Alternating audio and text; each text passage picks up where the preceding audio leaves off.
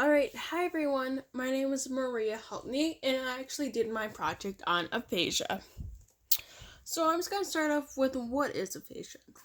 Aphasia is a condition that alters the way that you can communicate and can affect a person's ability to write, speak, and understand language verbally and written. So if you look at the diagram below, these are just some symptoms of aphasia that somebody could have. Trouble speaking clearly, trouble understanding speech, trouble writing clearly, trouble understanding written words, trouble remembering words, or trouble remembering object names. So, pathology of aphasia. There are many types of aphasia, but the two most common are Broca's and Wernicke's aphasia. These names make sense because of the location of the affected area. So obviously Broca's aphasia happens in the Broca's area of the brain, and Wernicke's aphasia happens in the Wernicke's area of the brain. So just some more information on Broca's aphasia. A person with this aphasia can understand what people say, but may not be able to speak or may not be able to speak clearly or very much. They struggle to get words out, and they usually speak with short utterances such as want food instead of I want food or I want chicken nuggets. They might point to an object instead, or they might use very bland terms such as it, that, terms that aren't very specific. People with this type of aphasia may also have right-sided paralysis, numbness, or weakness. Broca's area is located in the frontal lobe of the brain, also in the left inferior frontal gyrus. This is usually on the left side in most humans. It's very, very rare, but it can occur on the right side. But like I said, it's very rare to happen in anybody. So this is usually why the right side of the brain can become affected. So just a few things about Wernicke's aphasia. People with this type of aphasia can speak easily and fluently. They can create complex sentences, but within these sentences, there may be incorrect, unnecessary, or self-created words that do not belong or do not make sense in the sentence itself. So, for example, the following sentence is going to be a sentence somebody with Wernicke's aphasia might say. You know that's Whittle Pinkard, and that I want to get him round and take care of him like you want before. So that sentence that I just spoke did not make any sense, and nobody would really understand what that would mean. But the person with Wernicke's aphasia really meant to say was, the dog needs to go out, so I will take him for a walk. Wernicke's area is located in the left posterior superior temporal gyrus. People with this type of aphasia are usually unaware of their mistakes because they have difficulty understanding. So here is just a diagram of the anatomy of language. So as you can see, the pink is Broca's area. Broca's area is also called expressive aphasia, and usually this tends to happen when there's an infarct or the superior division of the left MCA. And this bluish, purplish color is Wernicke's area, which is also called receptive aphasia. And this type of aphasia commonly happens when there's an infarct of the inferior division of the left MCA. So how does someone get aphasia? Aphasia usually occurs due to a stroke. A stroke can occur when there is a reduction of blood flow to the brain. This prevents areas of the brain from receiving vital oxygen and nutrients. A blocked artery or a leaking or bursting blood vessel may cause a stroke. The most common vessel that would cause this would be one of the carotid arteries. This can lead to a brain cell death in the area or damage to the language areas of the brain. The type of aphasia that usually occurs from a stroke is expressive or Broca's, but receptive or Wernicke's aphasia can also occur in other types of strokes and things.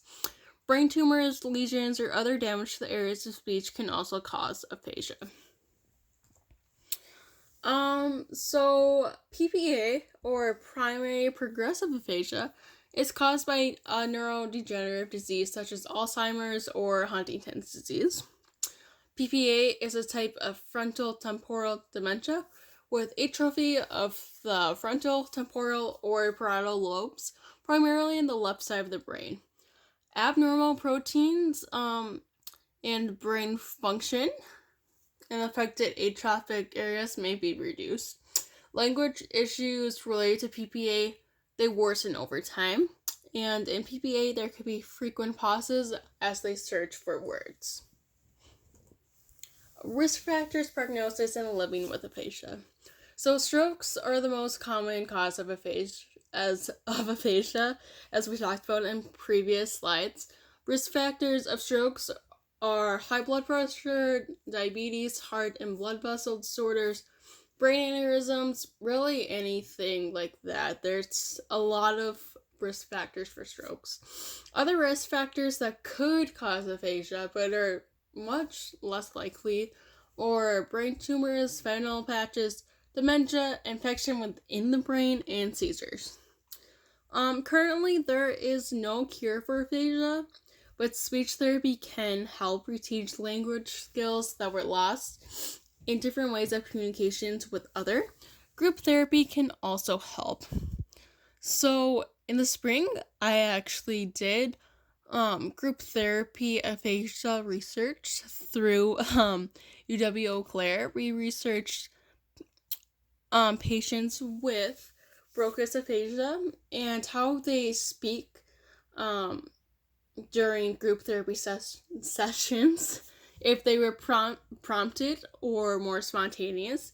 And as the semester went on, we found that patients were more likely to have spontaneous speech or unprompted speech as sessions went on. So this kind of helps prove that that group therapy and even individual therapy can help with aphasia, because aphasia can be a life-changing thing. And obviously there have been professional research about their psychosocial well-being with aphasia and other things like that.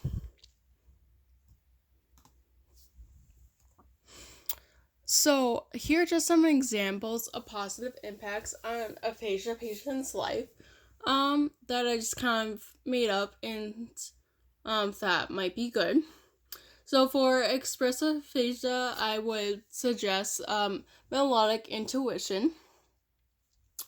Most of the time, musical ability is spared with expressive aphasia because that area of the brain is near Broca's area but isn't quite affected. If the patient had poor speech production, they could try to express their words with musical tones. This could be a way that could help them keep interested in therapy and continue to think about the next steps. Or in other words, just having positive attitude about the whole ordeal and their whole condition and their life-changing, thing that just happened to them. So then for PPA, or progressive primary aphasia, I would do a few things to have a positive impact. I would use pictures or drawings to help them communicate, because this is progressive, so it will get worse over in time. And I would also use simplified sentences and perhaps larger words on things. So I actually created an itinerary for an outing for somebody with PPA. So as you can see, there's less words on this itinerary. They're nice and big, and they're kind of simplified. So, please remember to bring cash for spending, medications, and jacket for cooler weather. So, I simplified that because, say, for the jacket for cooler weather, I could say it's gonna be 60 degrees later, you might get cold, things like that. But I just said jacket for cooler weather, so it is simplified. I use multiple pages, and I also use pictures, as that can help as well. Lists are also a great option for somebody with aphasia, as they're nice and bold and they have multiple lines.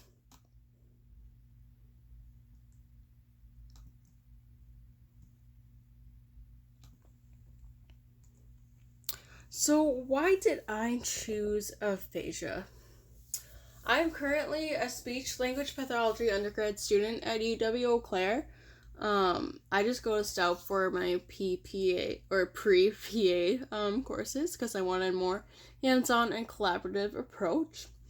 In the spring, I recently took a course about neurodegenerative diseases of older adults, and within that class, we talked much about strokes as well as PPA, or primary progressive aphasia. So that's where I really got my first exposure to a lot of neurological disorders and diseases, and I really got interested in aphasia. I also participated in aphasia research at UW-Eau Claire, as you saw on previous slides. Another few things is that my whole family is in the medical field. My dad's actually a neuro-certified nurse, and so I would actually hear a lot about strokes growing up and neuro type things. And then actually my freshman year of college, I suffered hemiparesis on my left side from an unknown cause. So that was actually very life-changing, and it's in a way too. And so I can kind of relate to like where these people are coming from and how it can, change your life in an instant. So one day I actually hope to become a neurosurgical physician assistant, or PA, and help assist in surgeries and stuff. And afterwards, I would love to work closely with stroke patients and aphasia patients as well. And then these are my references. So thank you everybody for watching, and I hope you guys have a great day. Thank you.